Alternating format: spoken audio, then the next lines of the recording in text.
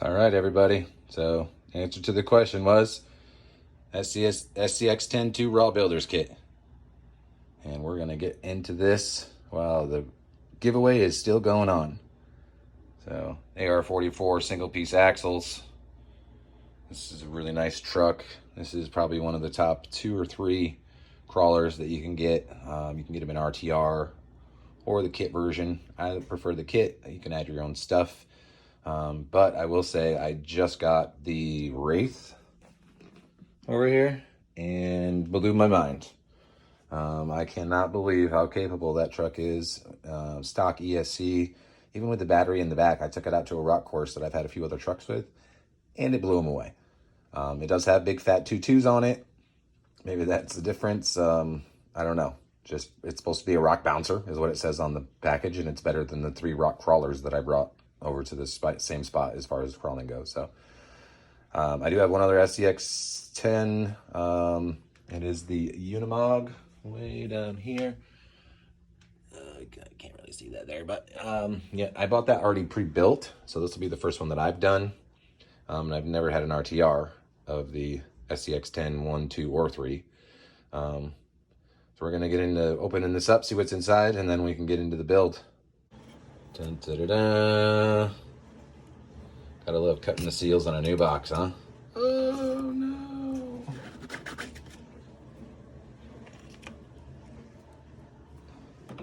And here we go. Shabow! Look at all those goodies. Oh, definitely got some frame rails there. Beauteous. Oh, looks like we got our axles here. They even gave us some grease and stuff, although I have my own. Got my thread locker out and everything ready to go. Glue gun. Got my soldering iron ready. Got all my electronics ready. Some more tools. Paint's ready. I'm going to do a little bit of a question in this video where I'd like to see which body you guys want me to put on this. I have a couple different ones, so let's say real quick before we get too far. I have the cliffhanger body there. I know that's a popular one. Real good for crawling, good approach angles, departure angles. But then I also have this other one. It's called the Gozer, I believe. It's a J Concepts body. Yeah, Gozer. And if you don't know what that is, maybe I'll find a picture real quick and post it up. Like a painted one of them. It's really cool looking off-road body. I think I'm going to do the cliffhanger on this, but I'm going to see what you guys think. I have a couple other kits that I'm getting into that I think I might want to save that cliffhanger body for. Maybe not. I don't know. The other ones, the other 2 kits that I have came with bodies, I believe, already. So this is just a chassis kit. So no body came with this, no wheels, nothing like that. So this is just a chassis. All right, it looks like we got some drive shaft components in that bag. And then we got some shock and suspension components in this bag. Our seals and shafts for the shocks there. Caps for the springs. The springs are in there. Gearbox here. Got the gears and the gearbox assembly in there. This one's got all the suspension rods. Oh, those are nice thick rods too. Look at those. Dang, I like that. Those are nice.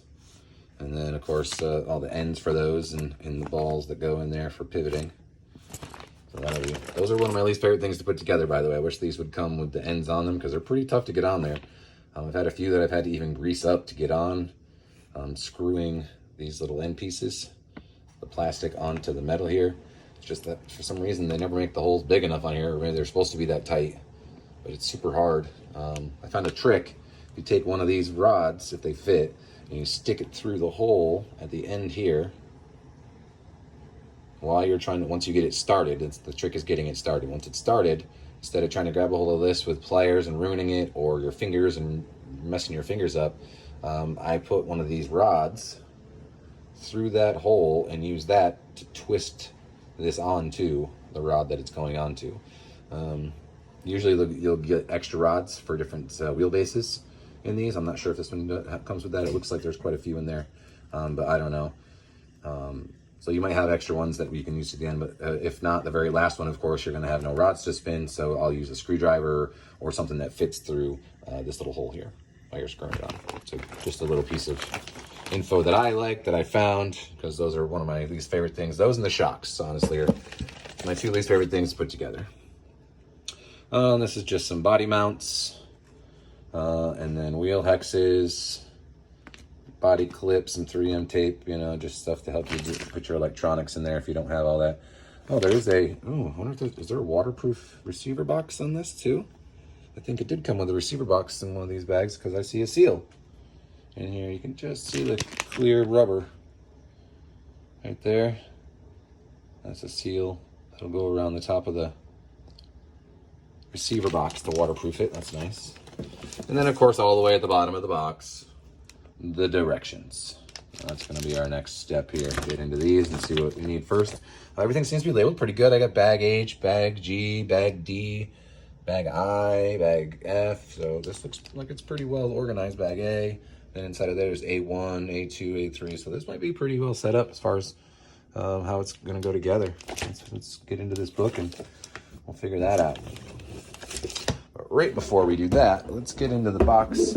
I know a lot of people like just seeing what the box is, guys. I'll pretty much tell you everything. I mean, all these questions I've been asking as I've been going through this part, I'll probably know the answers to now. So builder kit, complete assembly required, all the equipment needed. So you need a body, you need paint, you need glue, you need batteries, you need a charger, you need another battery, tires and wheels, steering, servo, motor, ESC, receiver, and transmitter. So yeah, a lot of stuff needed there to finish this. Recommended terrain, as you see here, off-road, mountainous, rocky, desert, designed in California. Age recommendation, not for under 14, 1/10 scale, 4-wheel drive. Let's see, we got the all metal gear transmission, protective gear cover, W88 wild bore drive shafts, nice. There's the C-channel chassis. I love that. Hope it's sturdy. I'm a big fan of sturdy chassis now. I've noticed that some are very wiggly compared to others, so I hope this is a nice sturdy chassis. Just a little picture here of what it looks like pretty much once it's put together, I guess. That's basically your finished product. It looks like it comes with a front bumper too. Interesting. Front bumper included. So yeah, you get quite a bit of stuff actually for mounting all the things that you need, which is nice. And then the last spot, oh boy, look at all this. Jeez. The raw builder's kit, complete parts list, hardware, drivetrain, suspension, steering, chassis, miscellaneous, and hardware. Oh, yep, so it does have the different wheelbase. It's got an 11.4, 12, and a 12.3, which is nice. That's great, I like that. Adjustable coilover shocks, nice. AR44, high pinions, universals, all metal trannies, and all aluminum suspension. Very nice. So yeah, there's the box. And we're ready to rock and roll, I think. This is it. This is it right here. We're done messing around with looking at stuff. Let's get this started, shall we? All right, here we are assembling the axles. Getting all the parts out. Everything's pretty easy.